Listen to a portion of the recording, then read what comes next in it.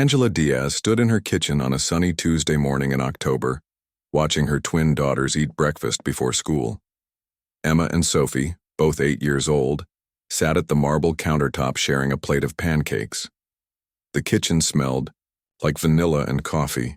Everything looked perfect in the Diaz home. The house at 2847 Maple Street was the kind of place people drove by slowly to admire. It had a red brick front, white shutters, and a perfectly trimmed lawn. Angela had planted roses along the walkway that bloomed bright pink every spring. The neighbors often commented on how beautiful the property looked. Angela was 34 years old with long dark hair that she usually wore in a neat ponytail. She had warm brown eyes and a smile that made everyone feel welcome. She dressed nicely but not too fancy, usually wearing jeans and sweaters that looked expensive but comfortable. People in the neighborhood thought she had great taste. Mark Diaz, her husband, left for work early every morning at exactly 7:15. He drove a black SUV and always wore a pressed shirt and tie. Mark worked as an insurance broker downtown and made good money. He was tall with short brown hair and always seemed serious about his job. The neighbors saw him washing his car every Saturday morning. The twins were in 3rd grade at Sunset Elementary School. Emma was the quieter one who loved to read and draw pictures of animals. Sophie was more outgoing and played soccer on the local team. Both girls had their mother's dark hair and their father's green eyes. They seemed like happy, well-behaved children. Angela worked from home as a graphic designer. She had turned the spare bedroom into an office with a big computer and art supplies. Her clients included small businesses around Phoenix who needed logos and websites. She could work flexible hours, which meant she could take the girls to school and pick them up every day. Every morning at 8:30, Angela would drive the twins to school in her white sedan. She always walked them to their classroom doors and chatted with other parents. The teachers liked Angela because she volunteered for school events and always helped with class parties. She seemed to genuinely care about education and wanted the best for all the children.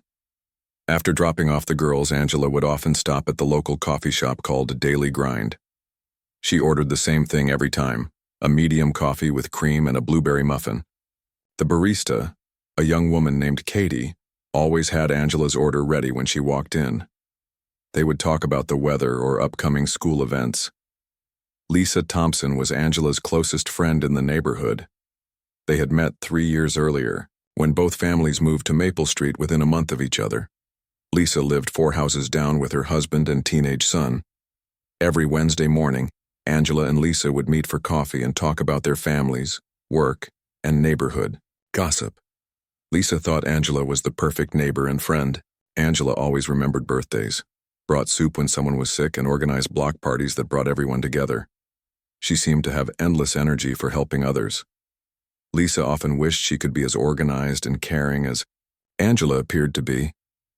The Diaz family attended St. Mary's Catholic Church every Sunday morning. They sat in the 4th row on the left side, the same spot every week. Angela would dress the twins in matching outfits and Mark would wear his best suit. After church, they would often go to brunch at a family restaurant called the Pancake House. Other church members saw them as a model family.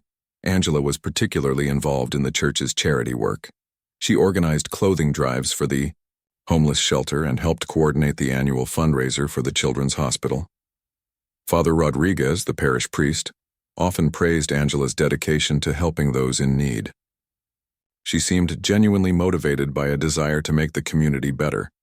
In the evenings, the Diaz family appeared to have a routine that other families envied. Angela would cook dinner while the girls did homework at the kitchen table. Mark would arrive home at 6 o'clock sharp and they would eat together as a family.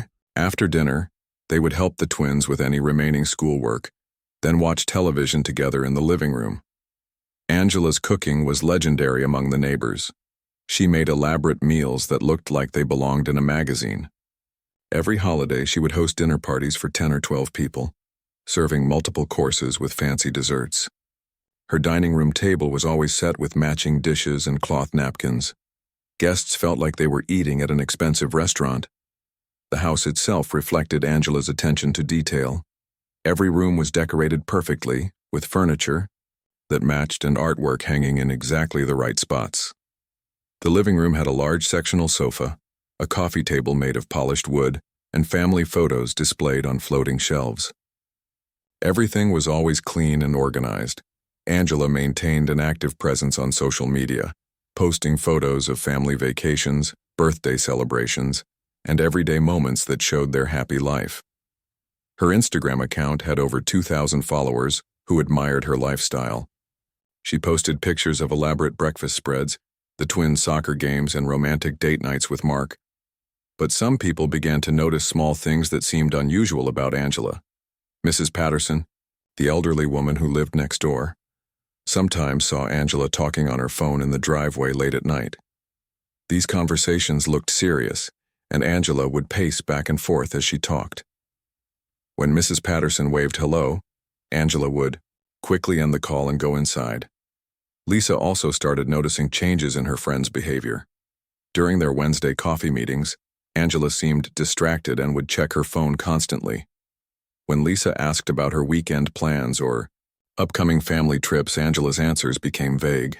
She used to share every detail of their lives, but now she seemed secretive about simple things.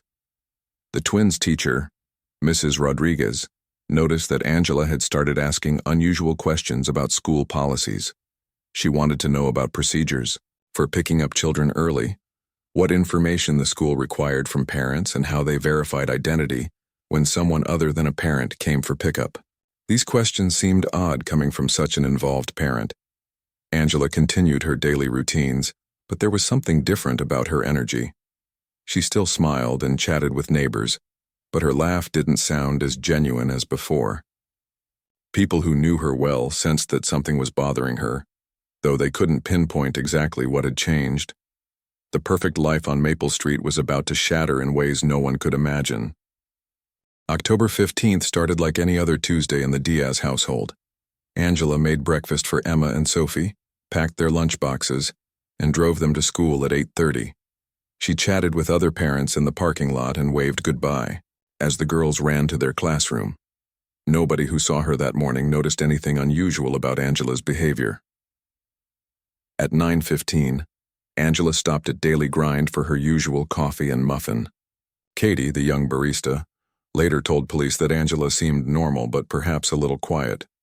She ordered her regular drink, paid with exact change, and left after saying goodbye. It was the last time anyone would see Angela Diaz for weeks. Mark Diaz finished his workday at the insurance office downtown at exactly 5:45. He drove home through the usual traffic, listening to talk radio and thinking about the presentation he had to give the next morning. When he pulled into his driveway at 6:15, he expected to smell dinner cooking and hear the sounds of his family inside. Instead, Mark found a house that felt wrong the moment he opened the front door. The television was on in the living room, but nobody was watching it. He called out for Angela and the twins, but received no answer. Walking into the kitchen, he discovered something that made his stomach drop. A pot of water was boiling on the stove. Vegetables were chopped on the cutting board, and the oven was preheated to 400 degrees. Angela's purse sat on the kitchen counter exactly where she always left it. Her car keys were next to the purse, along with her cell phone.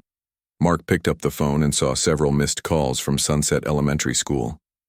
His hands started shaking as he realized what this meant. The school had been trying to reach Angela because Emma and Sophie were still waiting for pickup. It was now 6:20, almost 2 hours past dismissal time. Mark's mind raced as he tried to understand what could have happened. Angela had never, not once in 3 years, forgotten to pick up the children. Mark immediately called the school and spoke to the principal, Mrs. Williams. She explained that the twins had been waiting in the office since 4 o'clock. The teachers had tried calling both Angela and Mark multiple times. The girls were scared and confused about why their mother hadn't come for them. After picking up Emma and Sophie, Mark returned home and called the Phoenix Police Department. The dispatcher told him that adults had to be missing for 24 hours before police could officially start an investigation. Mark argued that this was completely unlike Angela, that something terrible must have happened, but the dispatcher followed protocol. Mark spent that first night calling everyone he could think of. He phoned Angela's parents in California, her sister in Denver, and Lisa Thompson down the street. Nobody had heard from Angela since the previous day. Her parents immediately booked flights to Phoenix, while Lisa came over to help take care of the twins and assist with phone calls. The next morning, Mark contacted Detective Rachel Martinez with the Phoenix Police Missing Persons Unit. Detective Martinez was a 15-year veteran of the force who specialized in cases involving missing adults. She had short gray hair, kind eyes, and a reputation for never giving up on her cases. Detective Martinez arrived at the Diaz home at 10 in the morning. She spent 2 hours interviewing Mark, taking detailed notes about Angela's daily routine, her recent behavior, and any problems in their marriage. Mark insisted that everything in their relationship was perfect, that Angela was a devoted mother who would never leave voluntarily. The detective examined Angela's abandoned car in the garage. The white sedan was clean and showed no signs of struggle. The gas tank was half full and Angela's sunglasses were still hanging from the rearview mirror. Detective Martinez noted that if Angela had planned to leave, she would have taken her car. Emma and Sophie were too young to provide much useful information, but Detective Martinez interviewed them gently in the living room. The 8-year-olds said their mother had seemed normal that morning. She had made their favorite pancakes, helped them with their backpacks, and promised to make spaghetti for dinner. Both girls were clearly frightened and kept asking when their mother would come home. By Wednesday afternoon, word of Angela's disappearance had spread throughout the neighborhood. Lisa Thompson organized a group of volunteers to create missing person flyers. The flyers featured a recent photo of Angela smiling at the camera, along with her physical description and the phone number for the police tip line. Local television station Channel 12 picked up the story on Thursday evening. The news report showed footage of the Diaz home, interviewed concerned neighbors, and featured a brief statement from Detective Martinez asking for public assistance. The story described Angela as a loving mother and active community member who had vanished without a trace. Mark appeared on television Friday morning making an emotional plea for his wife's safe return. Sitting in his living room with family photos visible in the background, he struggled to speak without crying.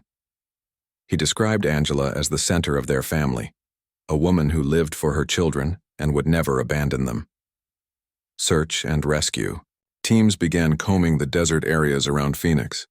Volunteers on horseback, teams with search dogs, and helicopters with heat-sensing equipment covered hundreds of square miles.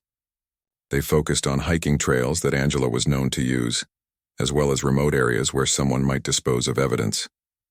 The local community rallied around the Diaz family. Church members brought meals, neighbors helped with childcare, and strangers donated money to support the search effort. Angela's disappearance became the talk of Phoenix, with everyone hoping for news of her safe return. Detective Martinez worked 18-hour days, following up on tips and interviewing anyone who might have information. She spoke with Angela's clients, her coffee shop friends, and people from church. Everyone described Angela as responsible, caring, and completely devoted to her family. By the end of the first week, police had received over 200 tips from the public. Most led nowhere, but Detective Martinez followed each one carefully. She was beginning to suspect that Angela's disappearance was not a simple case of someone getting lost or having an accident. The perfect life on Maple Street had become a nightmare, and the search for Angela Diaz was just beginning. 3 weeks after Angela disappeared, Detective Martinez was sitting at her desk reviewing the case file when something caught her attention. She had been going through Mark's timeline of events for the 10th time, looking for any detail she might have missed. This time, a small inconsistency jumped out at her. Mark had told her that he left work at 5:45 and drove straight home, arriving at 6:15. The drive from his insurance office to Maple Street typically took 25 minutes, in evening traffic. Detective Martinez decided to check his story more carefully. She called Mark's supervisor at the insurance company, a man named Robert Chen. Chen confirmed that Mark had been at work that day, but when pressed for details, he said Mark had actually left the office at 5:30, not 5:45. It was a small difference, but Detective Martinez had learned that small lies often led to bigger truths. The detective spent the next day driving the route from Mark's office to his home at different times. During rush hour, the trip took exactly 22 minutes when driving at normal speed.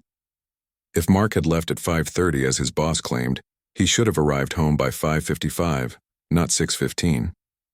That left 20 minutes unaccounted for. Detective Martinez decided to check traffic cameras and business security footage along Mark's route home. At a gas station 3 miles from the Diaz house, she found something interesting. The station's camera had captured Angela's white sedan pulling up to a pump at 6:05 on the evening she disappeared. The driver was wearing a dark hooded jacket and kept their face turned away from the camera. Detective Martinez studied the footage for hours. The person's height and build could match either Angela or Mark. They pumped gas for 3 minutes, paid cash inside the station, and drove away. The license plate was clearly visible, confirming it was Angela's car. This discovery changed everything. If Angela had driven to the gas station at 6:05, she couldn't have been cooking dinner at home when Mark claimed to have found the abandoned meal. Either Mark was lying about his timeline or someone else had been driving Angela's car. Detective Martinez obtained a warrant to search the Diaz home more thoroughly. In Mark's home office, hidden behind a filing cabinet, she found something that made her pulse race. There was a small storage key taped to the back of the cabinet, along with a receipt for a storage unit rental. The receipt was dated August 10th, just 2 months before Angela's disappearance. It was signed by Angela Diaz and paid for with cash. The storage facility, called Safekeep Storage, was located on the outskirts of Phoenix in an industrial area. Detective Martinez drove to the storage facility with 2 other officers. The manager, an elderly man named Frank Williams, remembered Angela clearly. He said she had rented Unit 247 and visited it several times over the past 2 months. She always came alone and usually stayed for about an hour. When they opened Unit 247, Detective Martinez found boxes stacked neatly along the walls. The first box contained documents that made her heart pound. There were birth certificates, social, security cards, and driver's licenses for different people. Some had Angela's photo, but different names and addresses.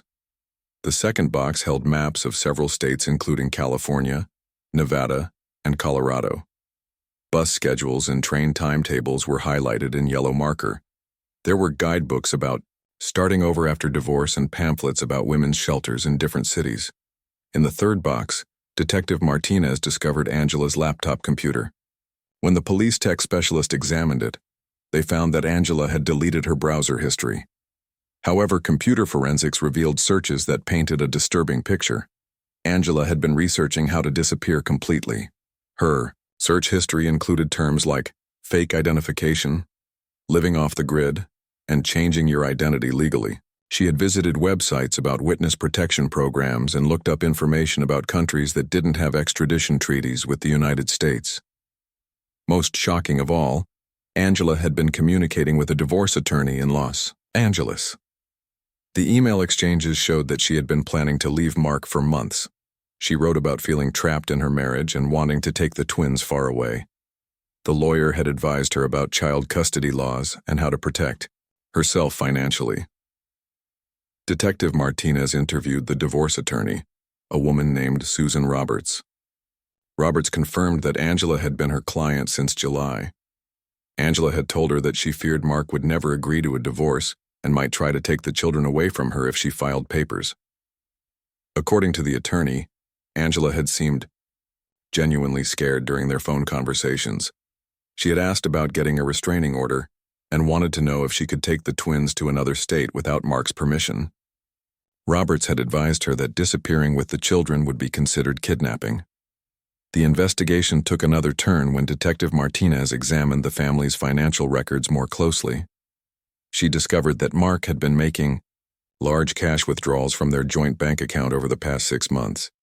The withdrawals totaled over $15,000, always in amounts just under $10,000, to avoid triggering bank reporting requirements. When questioned about the cash withdrawals, Mark became defensive.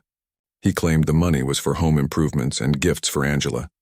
However, Detective Martinez found no receipts or evidence of any major purchases or improvements to their house. Angela's cell phone records revealed another disturbing pattern. In the weeks before her disappearance, she had been receiving calls from several unknown numbers.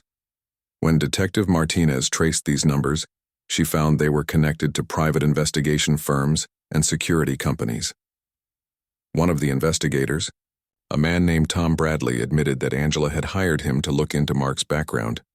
She had suspected that her husband was hiding something about his past and wanted Bradley to find out what it was. Bradley said Angela had seemed frightened and paranoid during their meetings. The storage unit also contained photographs that raised new questions.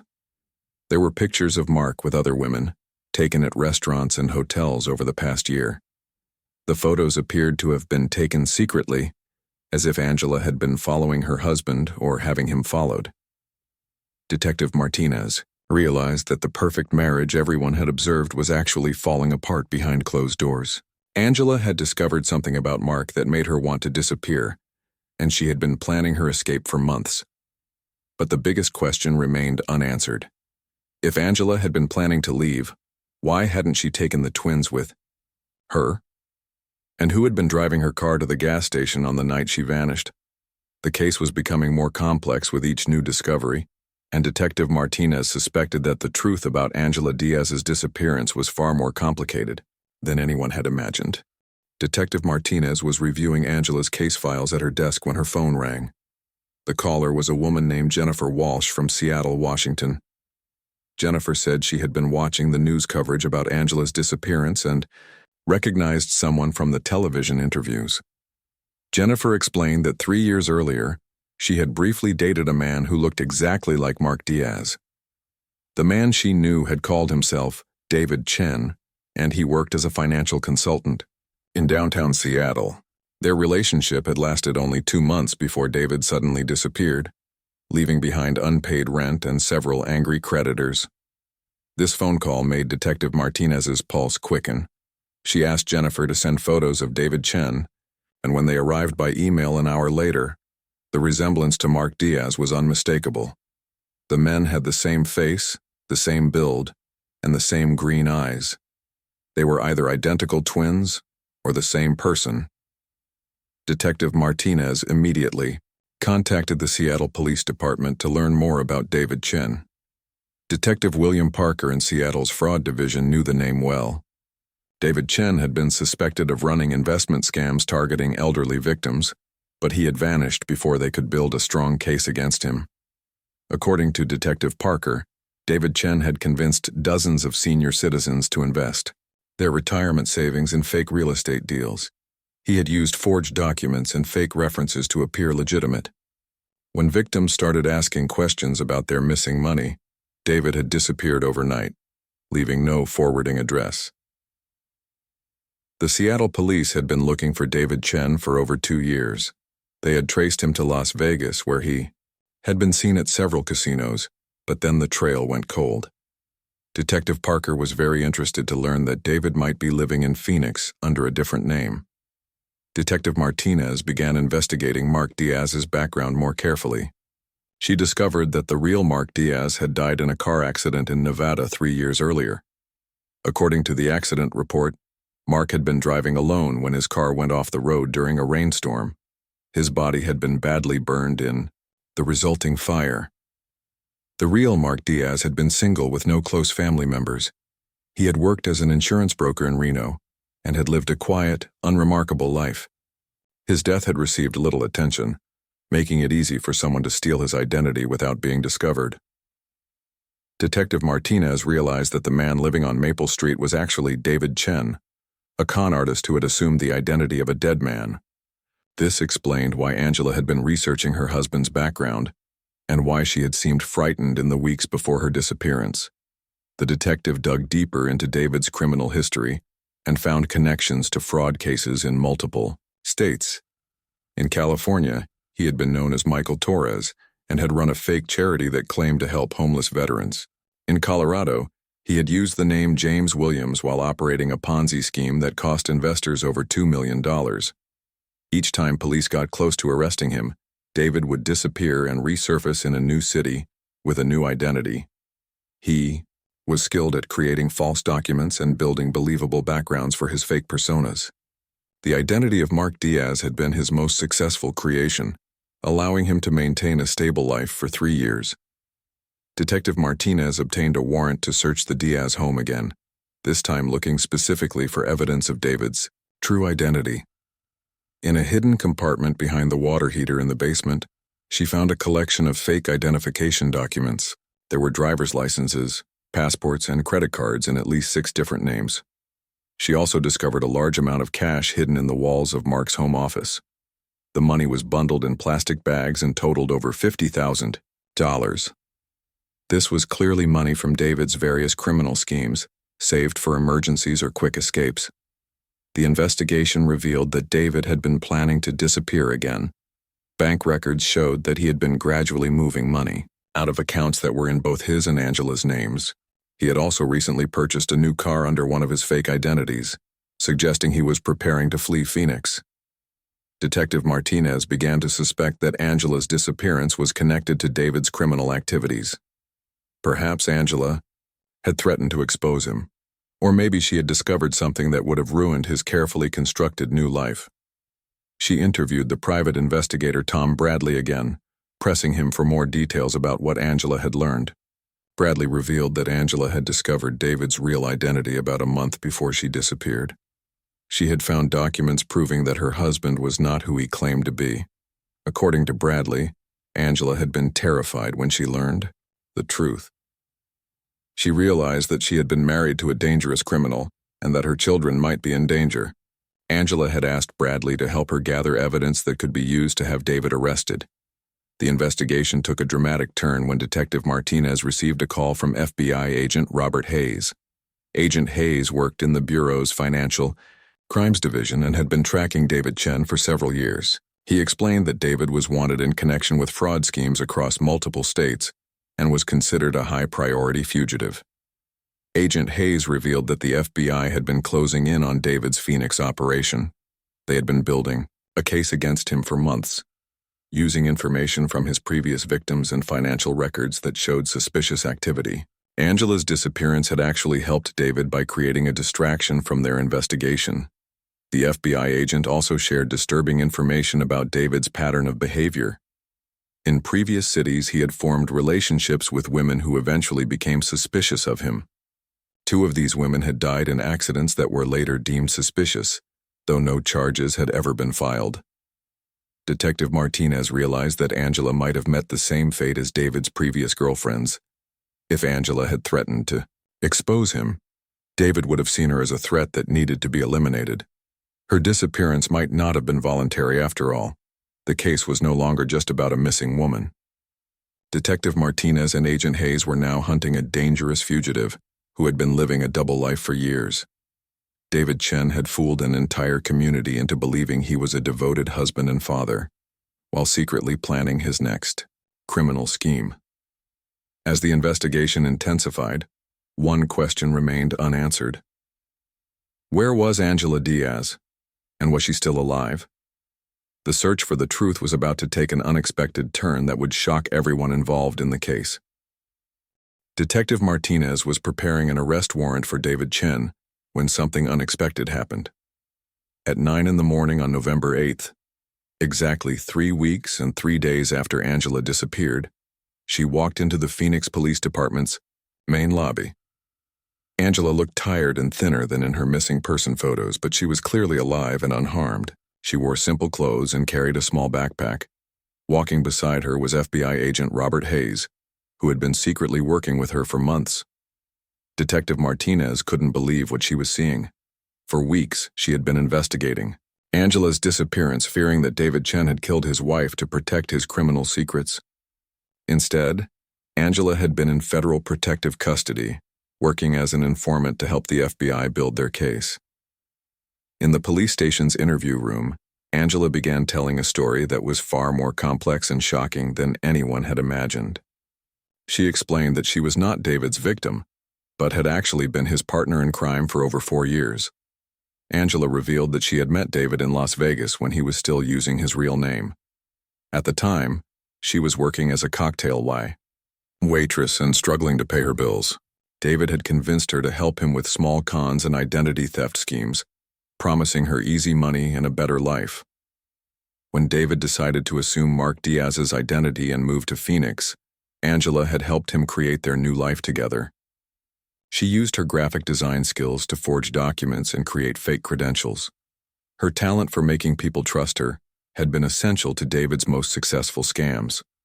The twins, Emma and Sophie, were not their biological children. Angela and David had taken them during a complicated scheme involving a neglectful foster family in Nevada. Angela had grown genuinely attached to the girls and wanted to protect them, but she knew that keeping them was kidnapping. For 3 years, Angela and David had run sophisticated fraud operations from their perfect suburban home. Angela would research wealthy elderly targets and create fake investment opportunities. David would pose as a financial advisor and convince victims to hand over their life savings. Angela explained that their marriage was not based on love, but on mutual benefit and shared criminal enterprise. They had created the perfect cover story of a happy family while stealing millions of dollars from innocent people across multiple states. The elaborate dinner parties and charity work were all part of their con. Angela had used these social events to identify new victims and gather information about wealthy families in their neighborhood. Her reputation as a caring community member had made people trust her completely, but Angela's feelings began to change. When she realized how much damage they were causing to their victims, she had received letters from elderly people whose life savings they had stolen, people who could no longer afford medical care or had to move out of their homes because of her crimes. The breaking point came when Angela learned that one of their victims, an 80-year-old woman named Martha Collins, had died by suicide after losing her retirement money to their scheme. Martha had left a note saying she couldn't face being a burden to her children after losing everything she had worked for her entire life. Angela told Detective Martinez that Martha's death had haunted her for months.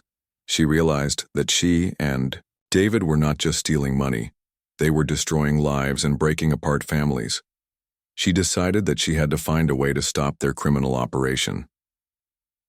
About 6 months before her disappearance, Angela had secretly contacted the FBI through a tip line.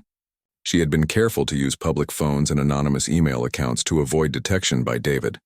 Agent Hayes had been her primary contact, and they had been planning her cooperation for months. The storage unit had been part of her cover story. Angela needed David to believe that she was planning to leave him and disappear with the twins.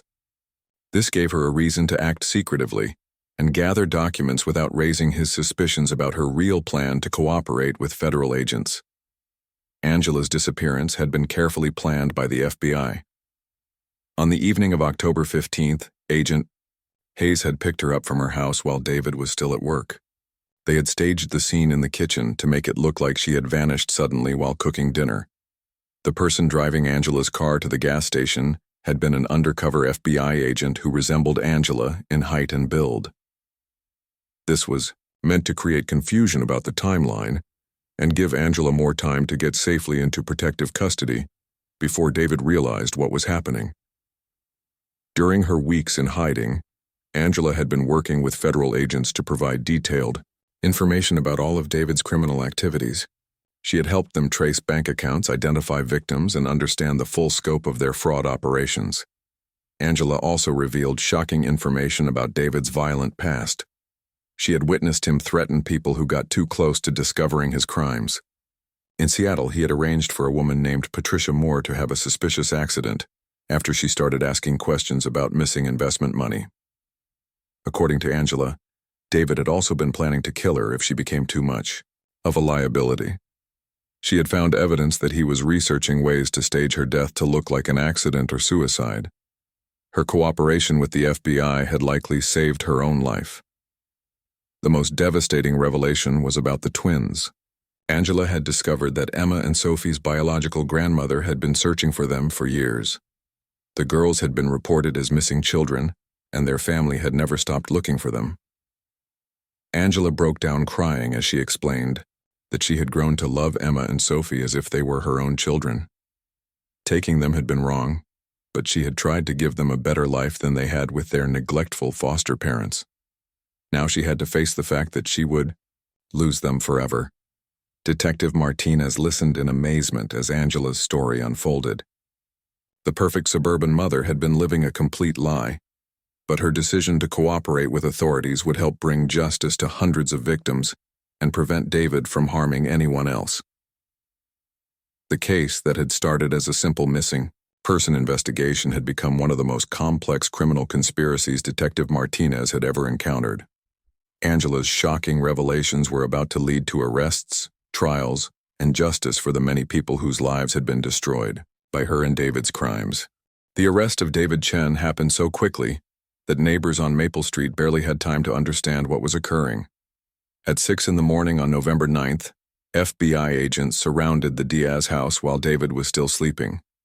Detective Martinez watched from across the street as federal agents led David away in handcuffs, still wearing his pajamas and looking completely shocked.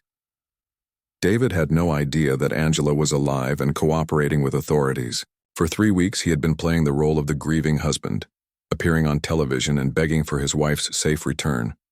When FBI agent Hayes told him that Angela had been working as an informant, David's face went completely white. The federal courthouse in downtown Phoenix became the center of national attention as the case went to trial. News trucks lined the street outside, and reporters from across the country came to cover what prosecutors called one of the most elaborate fraud conspiracies in recent history. Angela's testimony was the most dramatic moment of the entire trial. She walked into the courtroom wearing a simple navy blue dress, her hair shorter than it had been during her missing person photos. Emma and Sophie were not present, as the judge had decided the courtroom was not an appropriate place for children. For 2 full days, Angela described her life of crime with David Chen. She spoke in a quiet but clear voice, explaining how they had stolen money from over 200 victims across 6 different states. The total amount of their theft was estimated at more than $4 million. Angela testified about Martha Collins, the elderly woman who had killed herself after losing her life savings to their investment scam. When Angela described reading Martha's suicide note, several people in the courtroom were seen wiping tears from their eyes. Even the judge seemed moved by the tragic consequences of their crimes. The prosecutor, a woman named Sarah Johnson, presented evidence showing how Angela and David had lived luxurious lives while their victims struggled to survive. Photos of their expensive home, fancy cars, and elaborate vacations were displayed on large screens for the jury to see. David's defense attorney tried to argue that Angela had been the mastermind behind all their crimes, and that David was just following her instructions.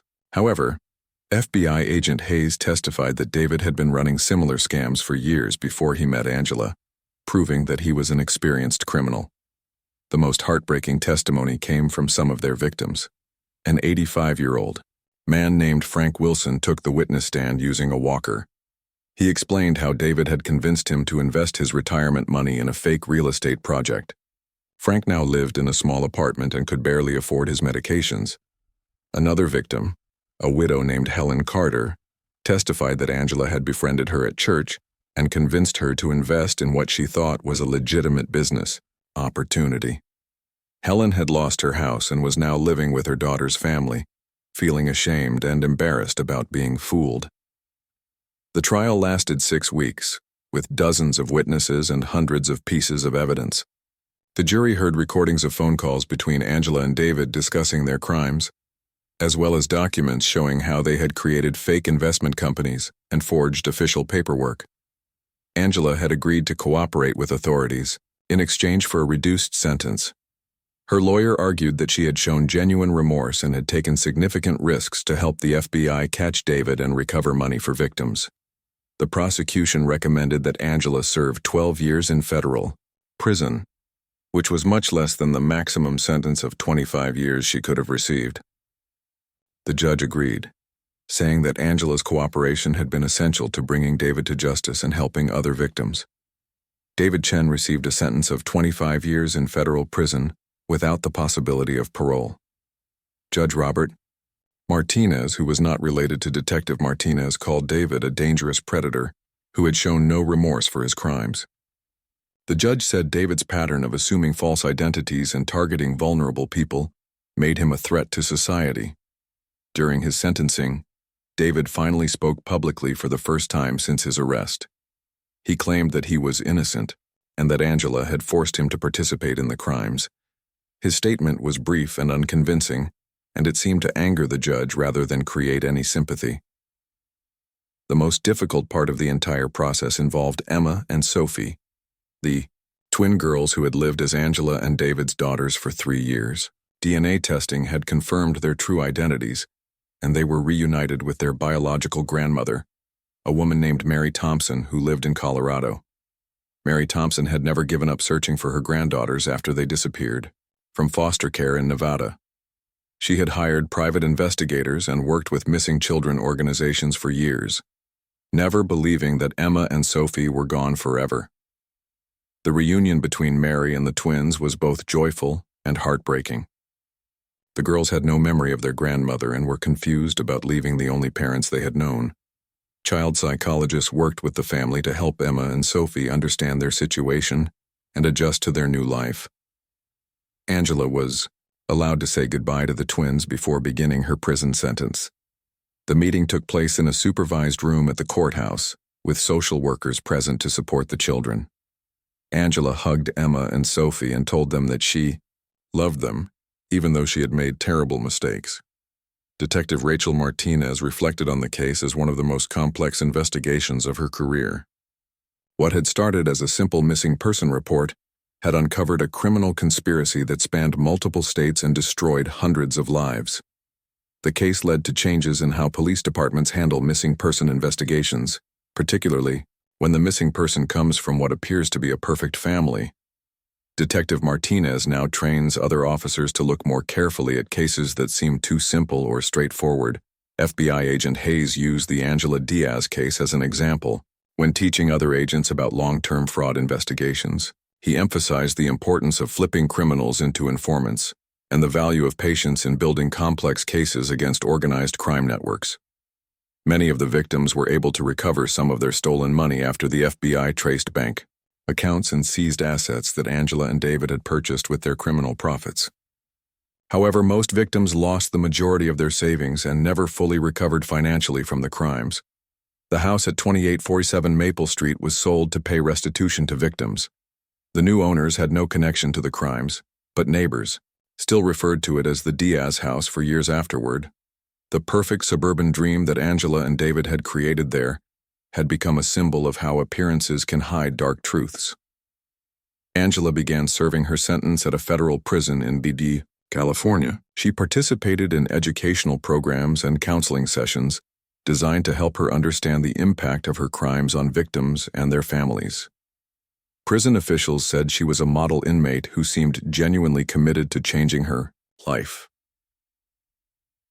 The strange true crime story of Angela Diaz became the subject of books, documentaries, and television shows. Her case continues to fascinate people because it challenges assumptions about criminals and victims, showing how ordinary-looking people can hide extraordinary secrets that destroy countless innocent lives.